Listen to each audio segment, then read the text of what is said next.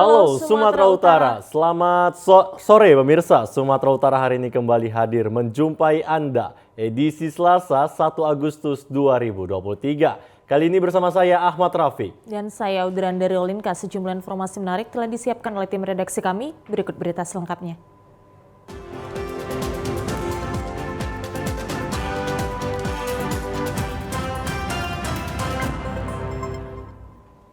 Informasi pertama pemirsa, Gubernur Sumatera Utara Edi Rahmayadi memastikan stok LPG 3 kg di Sumatera Utara terpenuhi. Saat ini kuota LPG 3 kg di Sumatera Utara berjumlah 350.000 dengan kebutuhan hanya 212.000 tabung.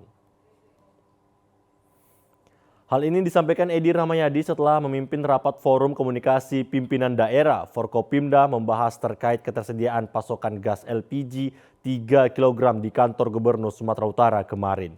Edi menyatakan telah mendapatkan informasi di 4 kabupaten, Medan, Deli Serdang, Binjai, dan Langkat terpenuhi 350.000 tabung gas melon.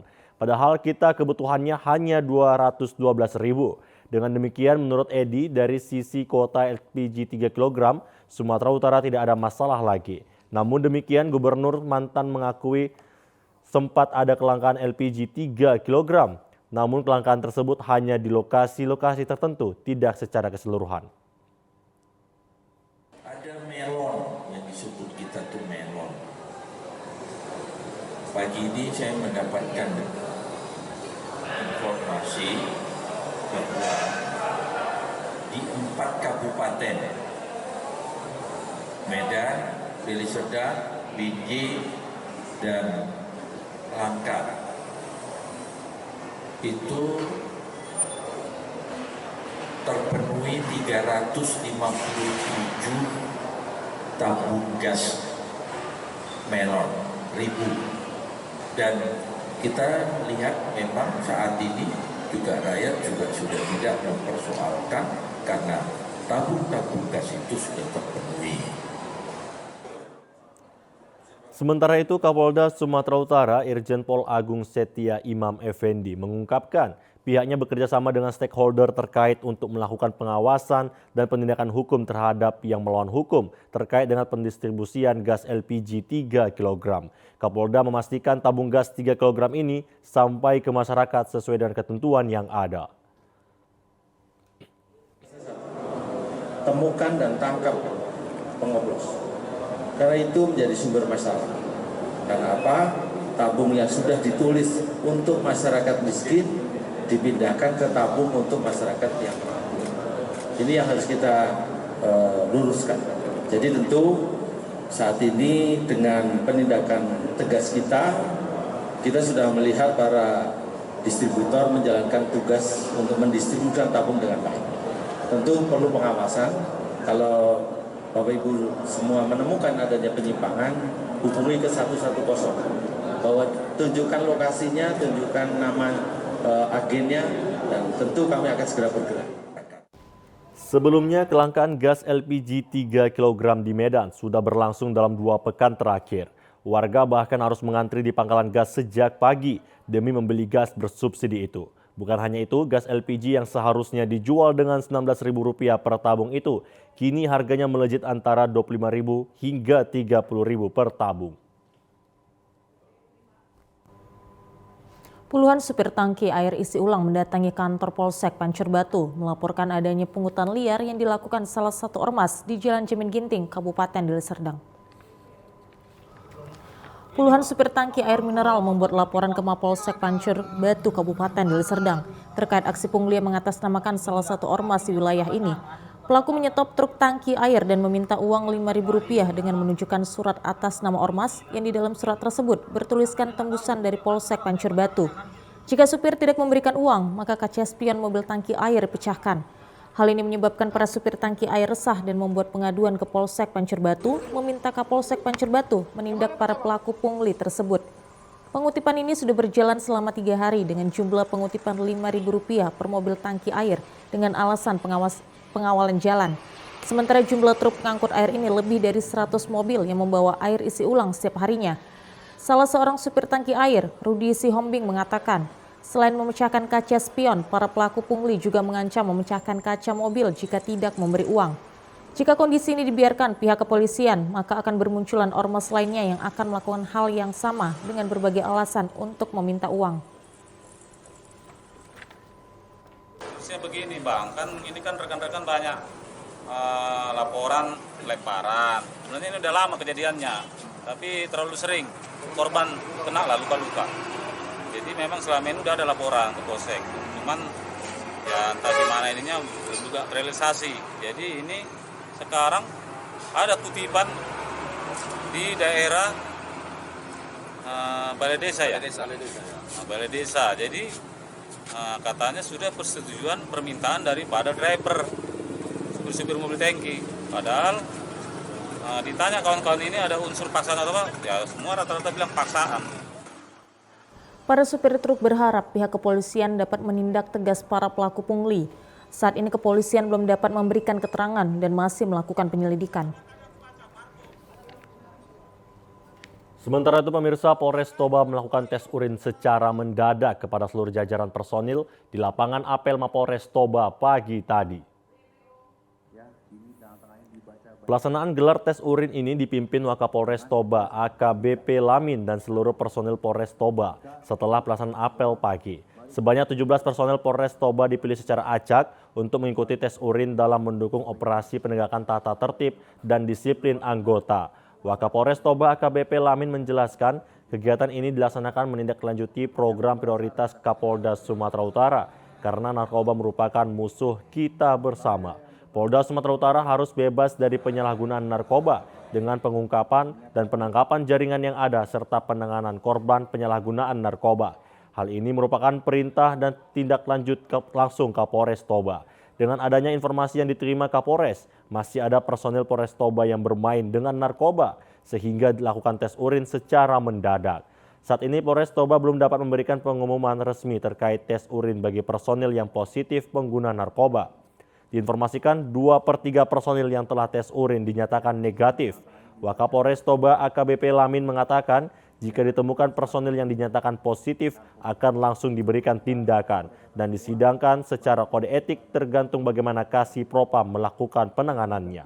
Apakah masuk pelanggaran disiplin atau masuk kode etik? Pelaksanaan tes urin ini sebagai upaya pengawasan internal yang bertujuan untuk mengantisipasi penyalahgunaan narkoba oleh anggota Polri di lingkungan jajaran Polres Toba. Wakapolres menghimbau masyarakat untuk memberikan informasi terkait aktivitas personil yang masih bermain-main dengan narkoba. Jika masyarakat melihat aktivitas yang mencurigakan di sekitar lingkungannya, segera hubungi Polsek terdekat. Petugas unit Reskrim Polsek Medan Kota membekuk 2 orang pelaku pencurian yang direkam warga dan viral di media sosial. Kedua pelaku pencurian ini mengambil pagar yang terdapat di salah satu rumah warga di Kota Medan.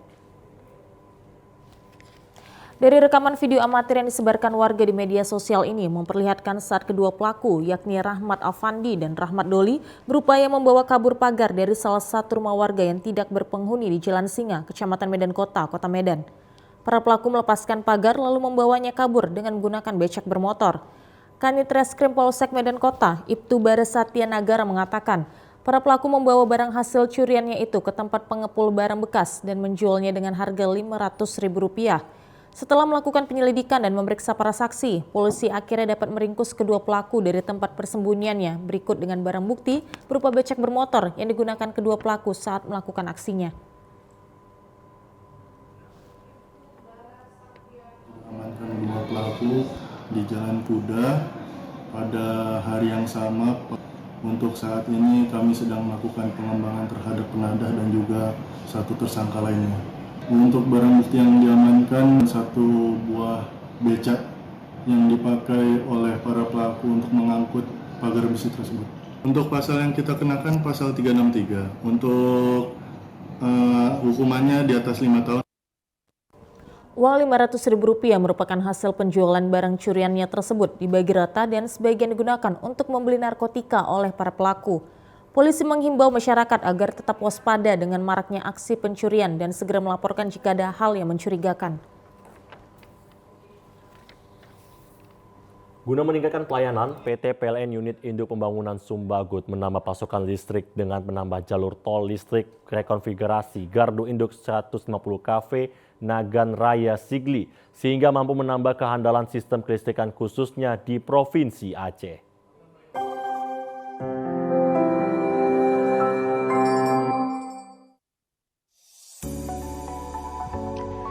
Assalamualaikum warahmatullahi wabarakatuh.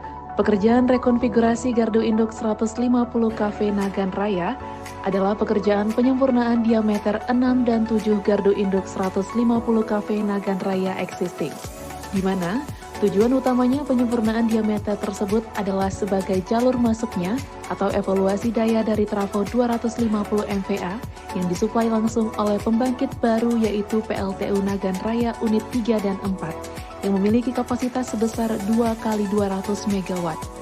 Dengan suksesnya rekonfigurasi gardu induk 150 kV Nagan Raya tersebut, maka terdapat beberapa manfaat yang diberikan. Di antaranya, menambah pasokan daya untuk sistem kelistrikan di Provinsi Aceh serta menambah kehandalan sistem. Dalam upaya menyelesaikan jalur tol listrik 275 kV, serta untuk mengoptimalkan output daya dari pembangkit PLTU Nagan Raya 3 dan 4, maka perlu dilakukan pekerjaan normalisasi pada jalur transmisi Nagan Raya Sigli, yang semula beroperasi dengan tegangan pengenal 150 kV, kemudian dilakukan normalisasi sehingga menjadi jalur Nagan Raya Sigli 275 kV.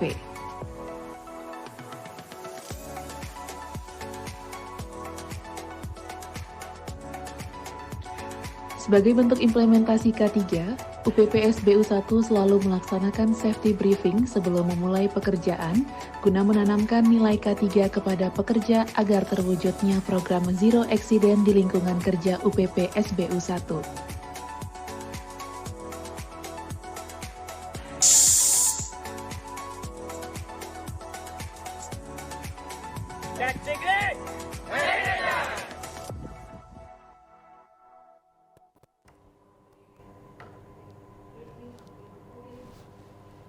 Pemerintah Provinsi Sumatera Utara bersama dengan Yayasan Kanker Indonesia YKI Sumut jadikan puskesmas dan tenaga kesehatan di desa sebagai garda terdepan untuk mendeteksi dini kanker di tengah masyarakat.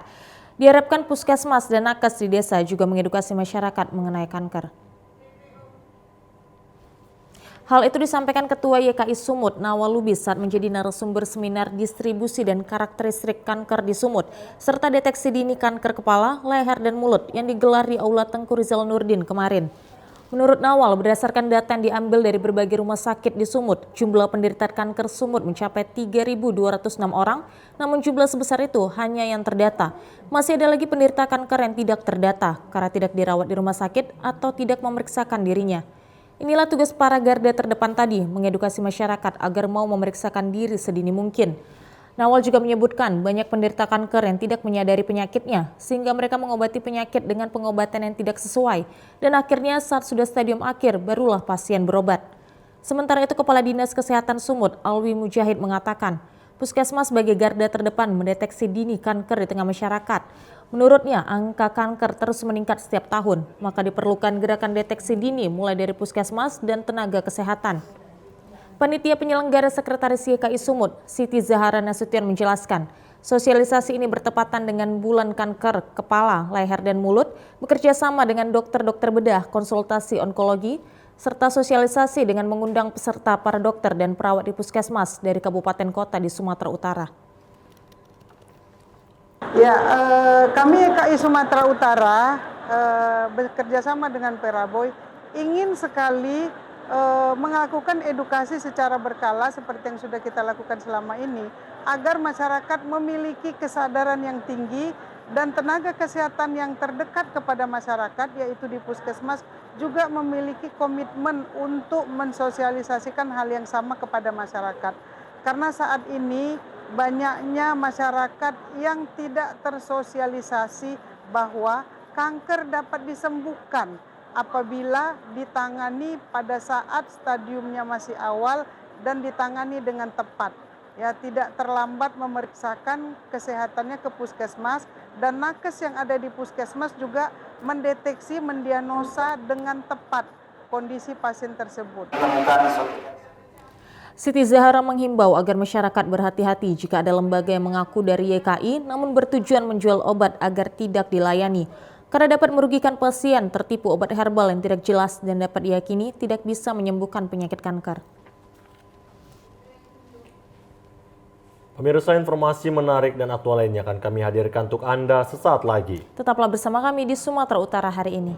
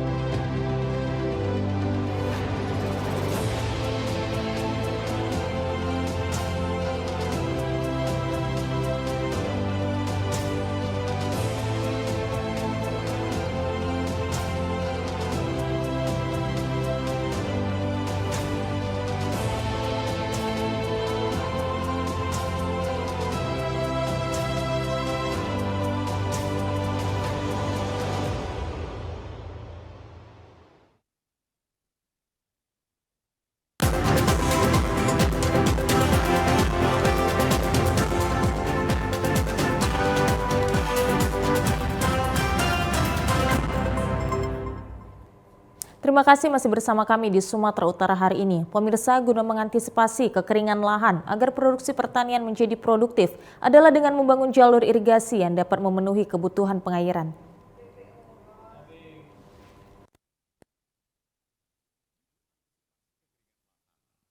Salah satu faktor yang menyebabkan petani tidak memperoleh hasil pertanian yang maksimal karena lahan pertaniannya tidak tersedia jalur irigasi yang memadai. Guna mewujudkan swasembada pangan di Sumatera Utara, saat ini pemerintah sudah membangun sejumlah bendungan yang dapat mengairi areal pertanian. Seperti di Kabupaten Serdang Bedagai, terdapat bendungan Sungai Ular yang dibangun pada tahun 2013 lalu. Bendungan Sungai Ular ini terdapat 9 jalur, 5 jalur untuk mengairi kawasan Serdang Bedagai, dan 4 jalur lainnya lagi mengairi kawasan Deli Serdang. Bendungan Sungai Ular ini mampu memberikan air sebanyak 21.000 liter per detik, sehingga potensinya untuk lahan persawahan seluas 18.500 hektar dapat terpenuhi. Untuk memastikan jalur irigasi ini berjalan sesuai dengan fungsinya, pihak Kementerian PUTR dan Balai Wilayah Sungai bekerjasama untuk melakukan pemeliharaan dan pengawasan bendungan dari hulu hingga hilir agar keberadaannya dapat menjadikan lahan pertanian di wilayah Serdang Bedagai selalu mendapatkan kebutuhan air. Kabid Pengelolaan Sumber Daya Air dan Irigasi PUTR Serdang Bedagai, Hairul Fiatra mengaku sampai saat ini keberadaan bendungan Sungai Ular memiliki fungsi yang sangat penting untuk mendukung keberadaan wilayah Serdang Bedagai sebagai lumbung padi kedua terbesar di wilayah Sumatera Utara. Meski saat ini masih terdapat sejumlah kawasan pertanian yang belum memiliki irigasi, hal ini akan menjadi masukan bagi pihaknya dan Balai Wilayah Sungai karena menjadi harapan dari seluruh masyarakat petani. Manfaat dari bendung daerah irigasi Sungai Ular ini memang di Kabupaten Serdang Bedagai ini sangat positif ya, artinya kita bisa mengairi sekitar 18.500 hektar yang tersebar di 6 kecamatan. Jadi sumber air dari daerah irigasi Ular ini memang dia dari Sungai Ular itu mengairi persawahan-persawahan yang ada di Kabupaten Bedagai. Nah ini memang bisa meningkatkan jumlah atau kuantitas pangan yang ada di Serdang Bedagai. Memang dalam hal ini Kementerian PUPR Balai Wilayah Sungai Sumatera II bekerjasama dengan pemerintah Kabupaten Bedagai itu selalu meningkatkan jaringan irigasi melalui operasi dan pemeliharaan sifatnya untuk menjaga supaya irigasi tetap dalam kondisi yang baik sehingga pemerintah Kabupaten Bedagai itu selalu melakukan koordinasi kepada balai dan provinsi. Pengamat jaringan irigasi Sungai Ular dari Balai Wilayah Sungai, Junaidi mengaku selalu berkoordinasi dengan Badan Pengelolaan Sumber Daya Air dan Irigasi untuk menjaga keberadaan bendungan sehingga mampu mengairi seluruh areal pertanian di wilayah Serdang Bedagai. Untuk normalisasi sungai agar tidak terjadi pendangkalan juga menjadi perhatian penting agar distribusi air melalui bendungan ke jalur irigasi tidak mengalami kendala.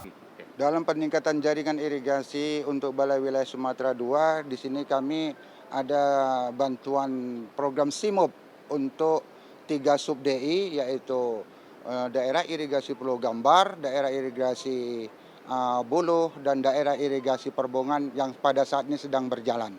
Dalam upaya peningkatan jaringan dan keberlanjutan bendungan ini, BWS itu sedang mengadakan operasi dan pemeliharaan yang berkelanjutan. Artinya agar kiranya jaringan irigasi ini tetap terjaga dan berkelanjutan untuk pelayanan irigasi kepada petani. Komisi Irigasi Sungai Priyatno mengaku sebagai perwakilan dari masyarakat, petani selalu berkoordinasi dengan pengelola sumber daya air dan irigasi PUTR dan pengamat jaringan irigasi dari Balai Wilayah Sungai, sehingga keberadaan bendungan untuk mengairi irigasi sejalan dengan fungsinya. Dikatakan saat ini masih terdapat sejumlah areal pertanian yang belum tersentuh irigasi, sehingga para petani masih mengalih fungsikan lahan persawahan untuk tanaman lain, padahal para petani sangat menginginkan agar lahan persawahan mereka dapat dilalui irigasi, sehingga dapat dilakukan cocok tanam padi. Ada persawahan di Desa Pulau Tagor yang memang sumber airnya tidak dari Bendung Sungai Ular, tetapi dari pre-intake Pulau Gambar. Itulah yang memang sampai saat ini pertanyaannya masih kekeringan, Pak. Untuk normalisasi kita minta per setahun sekali.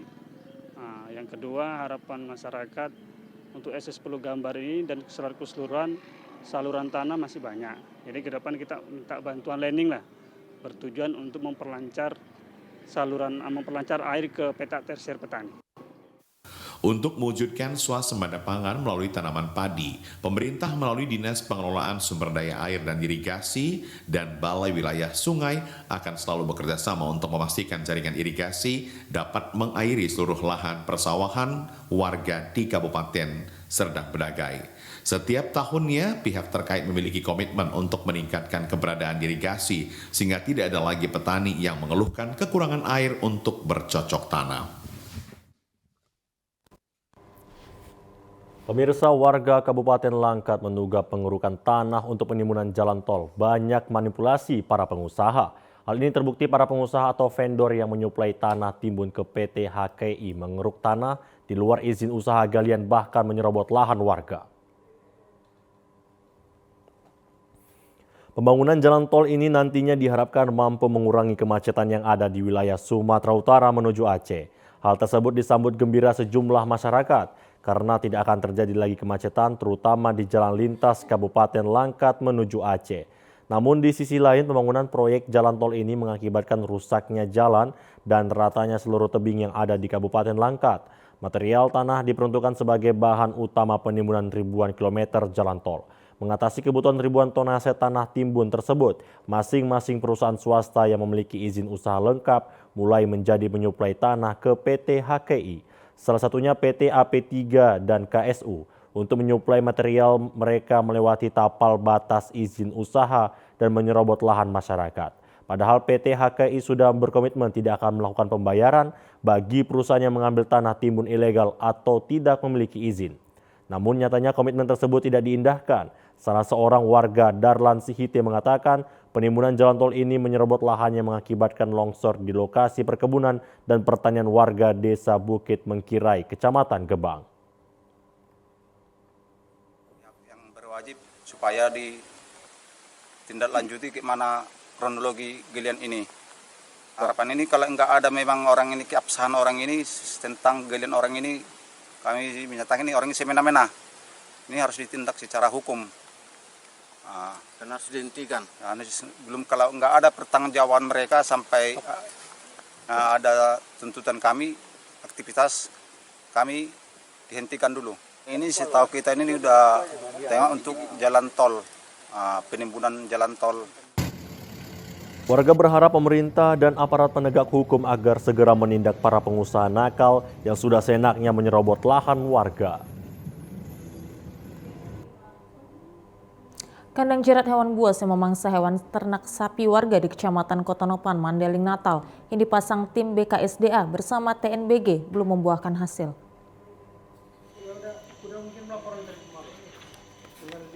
Di hari kedua pemasangan kandang jerat hewan buas yang memangsa hewan ternak sapi warga di Kecamatan Kotonopan, Mandeling, Natal belum membuahkan hasil. Tim Balai Konservasi Sumber Daya Alam dan Taman Nasional Batang Gadis serta Forum Komunikasi Pimpinan Kecamatan Kotonopan yang memeriksa kandang jerat dan kamera monitor belum berhasil mengidentifikasi keberadaan hewan buas tersebut. Sebelumnya pemasangan kandang jerat dan kamera traf di sekitar kebun warga di Aik Sibatu, Desa Gunung Tua, Muara Soro disebabkan keberadaan hewan buas tersebut sudah meresahkan warga saat beraktivitas di kebun dan sawah mereka. Kasih PTN Wilayah 2 Kotonopan TNBG, Mahna Fruzar mengatakan, kandang dan kamera monitor ini akan terus dipasang hingga kondisi dinyatakan sudah aman dan hewan buas itu sudah kembali ke habitatnya. Masyarakat yang beraktivitas ke kebun atau lahan persawahan di 8 desa dan di Kecamatan Kotonopan ini harus tetap waspada untuk menghindari konflik antara manusia dengan hewan buas ini. Dan ini dilakukan setiap saat kita pantau bagaimana perkembangannya. Setiap saat hari pertama kita memasang kandang jebak, yang kedua kita tidak dapat harimaunya, kemudian kita tetap pantau setiap saat dan informasikan kepada petugas yang bersangkutan. Kalau hari kedua itu belum ada hasilnya, jadi kita tetap pantau setiap saat. Pemasang kandang jebak ini sesuai dengan kebutuhan kita di lapangan, apakah berlanjut atau tidak ini tergantung kebutuhan masyarakat yang ada di sekitar desa dengan kawasan. Pengamat ekonomi Dr. Wahyu Aryo Pratomo mengatakan peran serta masyarakat menjadi kunci kesuksesan program pemerintah untuk meningkatkan pariwisata di Danau Toba. Pengamat ekonomi Wahyu Aryo Pratomo mencontohkan masyarakat di Bali bisa berubah kebiasaannya karena mereka sadar pariwisata merupakan pemasukan utama bagi mereka.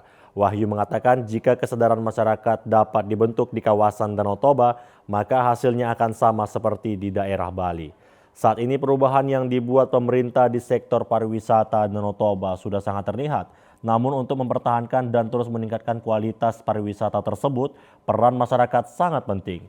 Wahyu Pratomo berharap pemerintah selalu melibatkan masyarakat dalam berbagai kebijakan terkait pariwisata Danau Toba agar terciptanya keselarasan visi.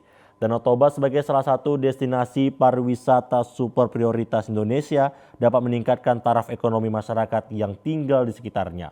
Dikatakan ketika fisik sudah disiapkan, masyarakat juga harus sadar wisata. Seperti saat bertemu wisatawan, warga bisa berubah menjadi agen pariwisata dengan menawarkan objek-objek wisata di Danau Toba dan bukan melakukan hal-hal yang bisa membuat turis tidak nyaman. Sebagai destinasi pariwisata super prioritas, pemerintah Indonesia fokus membangun Danau Toba sebagai salah satu objek wisata andalan negara dan satu dari 10 kawasan strategis pariwisata nasional. Kementerian Keuangan menganggarkan dana alokasi khusus fisik penugasan tematik penguatan destinasi pariwisata prioritas tahun 2013 untuk 4 kabupaten di sekitar Danau Toba, yakni Kabupaten Samosir, Toba, Tapanuli Utara, dan Kabupaten Humbang Hasundutan sebesar 129,5 miliar rupiah. Terkini Kemenparekraf mengalokasikan dana sekitar 5,7 miliar untuk membangun pusat kreasi destinasi pariwisata di Kabupaten Toba mulai Juli 2023. Ditargetkan selesai tahun 2024. Menteri Pariwisata dan Ekonomi Kreatif menyatakan bahwa investasi pariwisata di Danau Toba saat ini mencapai total 600 miliar rupiah. Peralihan siaran televisi analog ke TV digital untuk wilayah Medan dan sekitarnya telah dilakukan pemerintah kemarin. Dengan dimatikannya siaran TV analog, maka siaran TV digital sudah mengudara di seluruh kota-kota besar di Indonesia. Kota Medan merupakan kota besar di Indonesia yang terakhir beralih ke siaran digital. Sementara itu 5 daerah lain yang termasuk dalam wilayah Sumatera Utara 1 dan ikut bermigrasi ke TV digital kemarin adalah Kota Binjai, Tebing Tinggi, Kabupaten Langkat, Deli Serdang, dan Serdang Bedagai. Sebelum resmi bermigrasi ke siaran digital, Kementerian Komunikasi dan Informatika terlebih dahulu melakukan pengecekan distribusi set-top box gratis. Hingga tanggal 3 Juli lalu, jumlah bantuan set-top box yang telah diterima masyarakat tidak mampu di wilayah siaran Sumatera telah mencapai 70%. Melalui analog switch off atau ASO yang telah diterapkan di wilayah Medan dan sekitarnya, diharapkan penetrasi TV digital dan rating TV secara nasional akan normal dan dapat menyusul kesuksesan siaran digital di kota-kota besar lainnya. Kemenkominfo menilai masyarakat Indonesia mudah beradaptasi terhadap perubahan teknologi melalui sosialisasi yang dilakukan secara terus-menerus oleh pemerintah. Target penerapan ASO secara keseluruhan di semua daerah sebelum hari ulang tahun kemerdekaan Indonesia tahun ini dapat tercapai. Pemirsa, informasi menarik dan aktual lainnya akan kami hadirkan untuk Anda sesaat lagi. Tetaplah bersama kami di Sumatera Utara hari ini.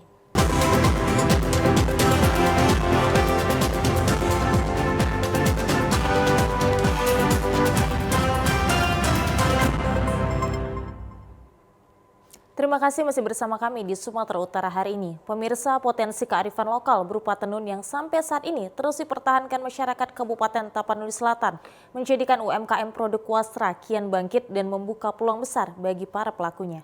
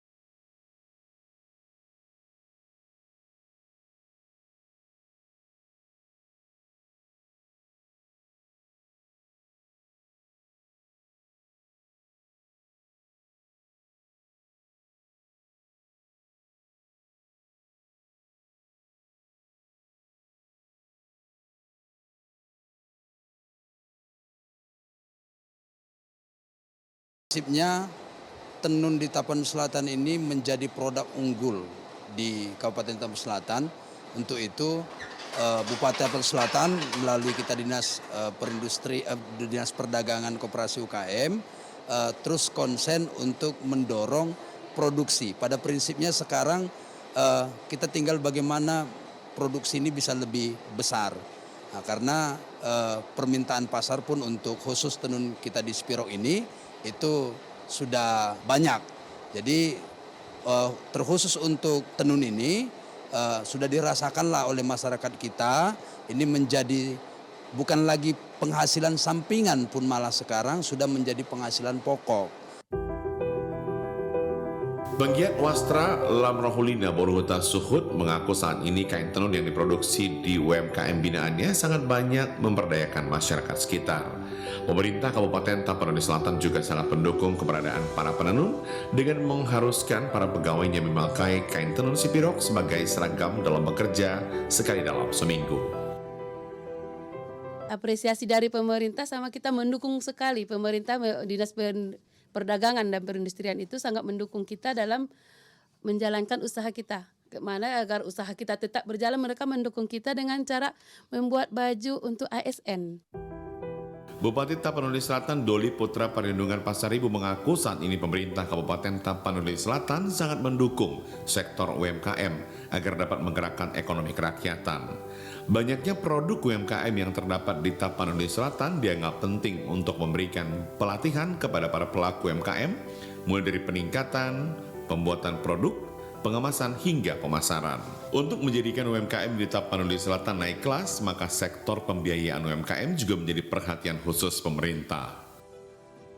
Kita melihat masa kami itu masa di awal dengan COVID, jadi pertemuan antar manusia itu sudah berkurang. Kita melihatnya bergeser pemahaman masyarakat, kemudian pengguna sosial media lebih banyak ke dunia digital atau dunia maya. Maka kami menggunakan pemasaran itu dengan memanfaatkan dunia digital.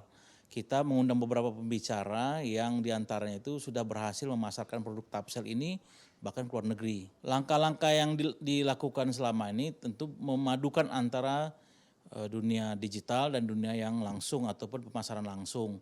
Bahwa kita sering mengikuti pameran-pameran, kemudian tidak lepas dari itu juga kita juga memasarkan dengan produk melalui dunia digital. Langkah yang dilakukan saat ini adalah kita merekrut anak-anak SMK karena mereka lebih luas waktunya, lebih luang dan tidak juga terganggu pelajaran di sekolah. Kemudian kita juga merekrut dari pesantren agar menjadi santripreneur. Anak-anak santri ini lebih siap untuk dilepaskan nanti di dunia luar. Pesan saya, yang paling survive itu selama menghadapi beberapa krisis di Indonesia itu adalah UMKM. Maka UMKM ini juga yang paling bertahan nanti dan ke depan kita harapkan pelaku UMKM ini mungkin dia patah tumbuh yang berganti, namun tidak boleh patah semangat karena UMKM ini adalah penopang dari ekonomi Tapanuli Selatan. Sektor UMKM berperan penting dalam proses pemulihan ekonomi karena karakteristik UMKM sangat unik dan dari segi jumlah mendominasi di dalam struktur perekonomian serta terus bertambah setiap tahunnya. Oleh karena itu, pengembangan UMKM merupakan hal yang sangat penting untuk mendorong pertumbuhan ekonomi menjadi lebih baik. Kebun teh Sidamanik di Kabupaten Simalungun, Provinsi Sumatera Utara memiliki magnet yang luar biasa. Pasalnya pesona keindahan daun tehnya seolah dulunya dirancang menjadi objek wisata. Kebun teh Bah Butong Sidamanik milik PT Perkebunan Nusantara 4 ini memiliki luas 8.373 hektar dan dibangun oleh kolonial Belanda pada tahun 1917. Sampai saat ini keberadaan kebun teh ini masih terawat dengan baik dan saking indahnya penataan kebun yang berada di tanah perbukitan ini membuat pesona wisatanya sangat disukai pengunjung. Sejak dulu kebun teh ini sudah banyak dikunjungi masyarakat, namun hanya sekedar berhenti sejenak melihat hamparan kebun karena kebun ini berada di jalan lintas menuju objek wisata Simarjarunjung Danau Toba. Kebun teh Sidamani ini berada pada 890 meter di atas permukaan laut, menambah daya tarik para wisatawan untuk menikmati panorama kebun teh sambil menikmati udara yang sejuk. Para pengunjung yang datang ke lokasi ini sangat menanti terbenamnya matahari, sehingga menambah keseruan sekaligus mengabadikan foto pada momen itu. Salah seorang pengunjung, Christian Lucas Sinulingga, mengaku kebun teh Sidamanik sangat cocok dijadikan tempat wisata bersama kerabat dan keluarga. Apalagi saat ini terdapat sebuah kafe yang berada di lantai 3 gedung dan persis menghadap ke hamparan kebun teh, membuat setiap pengunjung betah berlama-lama menikmati indahnya kebun teh dari ketinggian.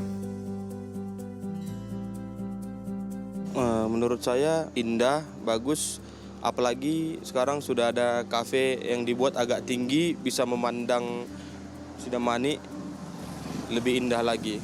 Bangga, ya bisa terkenal di mana-mana. Kalau kita punya kebun teh juga, bukan hanya Bogor, dan Simalungun juga punya kebun teh yang indah seperti ini.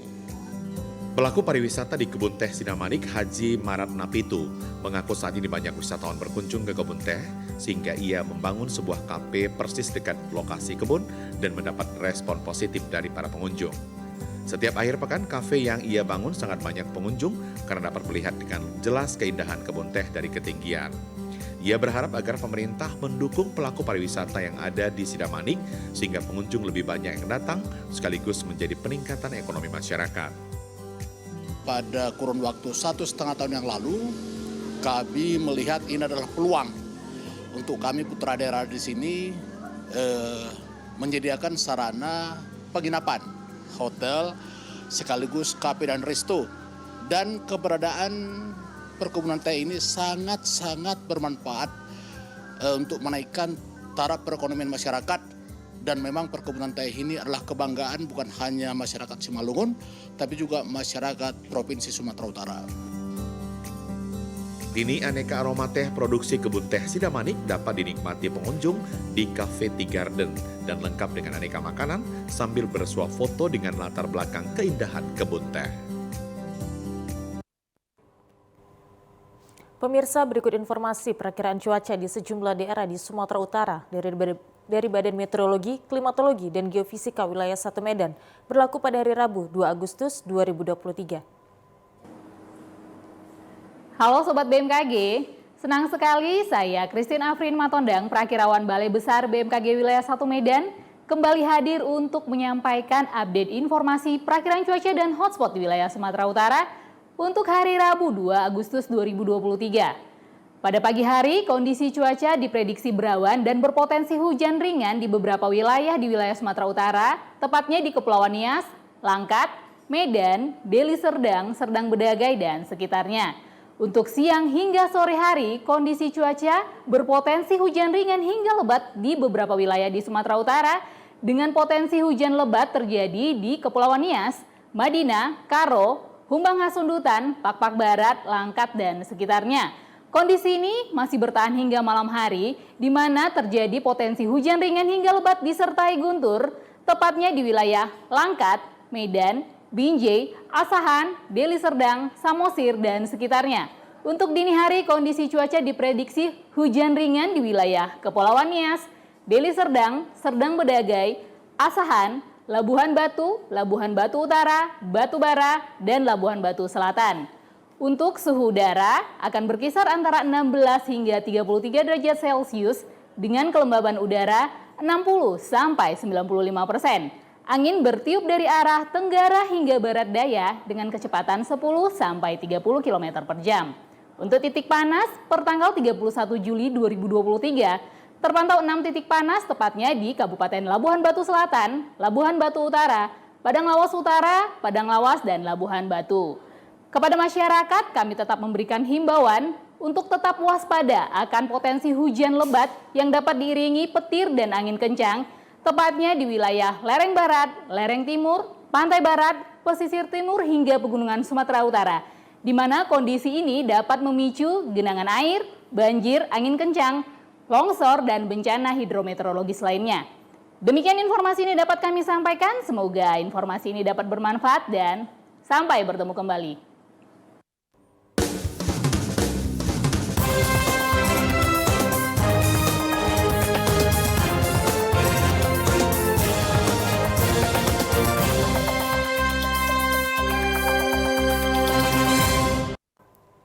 Pemirsa, kita awali informasi lintas Andalas dari Provinsi Sumatera Selatan.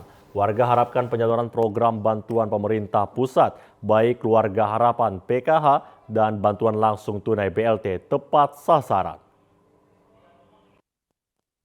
Dalam upaya membantu meningkatkan kesejahteraan dan mengentas kemiskinan di tengah masyarakat, pemerintah memberikan beragam bantuan sosial seperti bantuan program Keluarga Harapan atau PKH, bantuan langsung tunai atau BLT, maupun bantuan langsung non-tunai atau BLNT.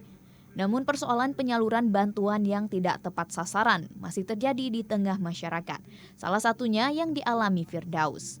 Dirinya berharap agar sasaran penerima bantuan yang telah ditetapkan pemerintah benar-benar mereka yang membutuhkan. Kalau untuk bantuan saat yang dari tahun-tahun kemarin sampai sekarang ini belum ada.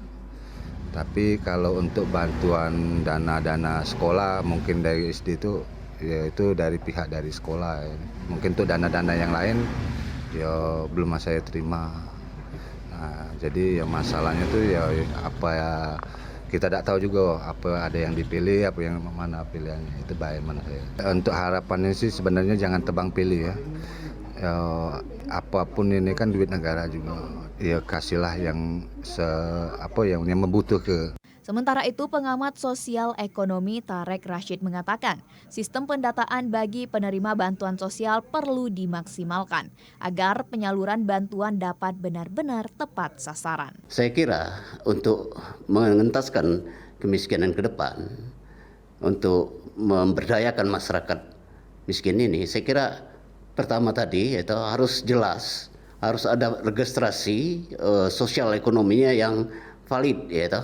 Itu satu, sehingga setiap bantuan itu atau program-program bantuan sosial itu tepat pada masyarakat miskin atau tepat pada sasaran. Kedua, yang perlu juga harus ada pengawasan. Nah, pengawasan kalau dulu ada pengawasan melekat. Ya. Dari data Dinas Sosial Provinsi Sumatera Selatan, tercatat sekitar 600.000 warga Sumsel yang saat ini terdaftar sebagai penerima bantuan, baik PKH maupun BLT. Afifah Sari, Tim Liputan TVRI Sumsel melaporkan. Sejak sepekan lalu, harga komoditi ayam potong mengalami penurunan yang cukup signifikan hingga Rp28.000 per kilonya.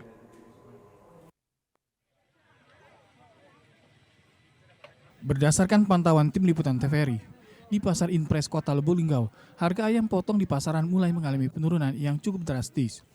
Jika sebelumnya harga ayam potong bisa mencapai Rp40.000 per kilonya, kini anjlok mencapai Rp28.000 per kilogramnya. Mariana, salah seorang pedagang ayam potong, mengaku anjloknya harga ayam potong ini sudah terjadi sejak sepekan terakhir, akibat menurunnya permintaan konsumen dan sepinya pembeli. Mariana menjelaskan turunnya harga ayam potong ini terjadi terus-menerus di mana awal bulan lalu mencapai Rp40.000 per kilogramnya. Turun menjadi Rp38 hingga Rp30.000 per kilo dan 3 hari lalu turun kembali mencapai Rp28.000 per kilogramnya. Untuk penjualan sendiri dari sebelumnya bisa menghabiskan 100 kg per hari, kini hanya mampu 50 kg per harinya. Turun ya berarti ya? Mungkin harapnya jarang juga ini. Banyak permintaan kurang. Jadi sehari ini berapa kilo kita pada jual ya? Berapa ya? Sebelumnya ya? Sebelumnya pula. Ini sejak kapan itu kita ya? Dari 2-3 hari ini. Dari Lubuk Linggau, Ferry Setiawan, tim liputan TVRI Sumsel melaporkan. Berbagai atribut baliho hingga spanduk para bakal calon anggota legislatif mulai marak terpasang di berbagai tempat menghiasi sudut kota Lubuk Linggau.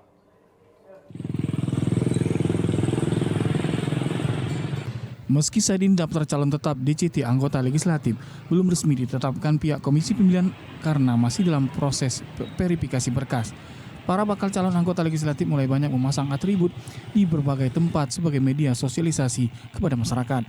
Maraknya atribut para bakal calon legislatif ini turut juga menuai tanggapan dari warga masyarakat, di mana warga meminta kepada instansi terkait baik Satpol PP maupun Bawaslu agar segera menertibkan atribut bacalek tersebut jika pemasangannya menyalahi aturan dan mengganggu keindahan kota.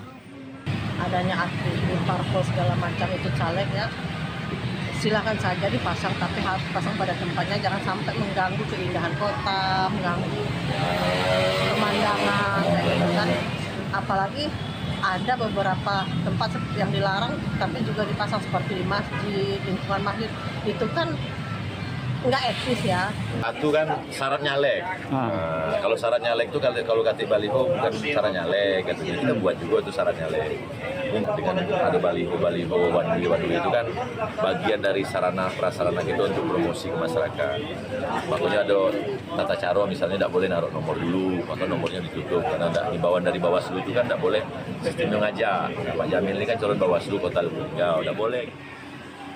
Terkait persoalan maraknya atribut bacalek yang terpasang, pihak Bawaslu Lubuk Linggau mengaku belum bisa melakukan tindakan tegas berupa penertiban karena tahapan kampanye belum mulai.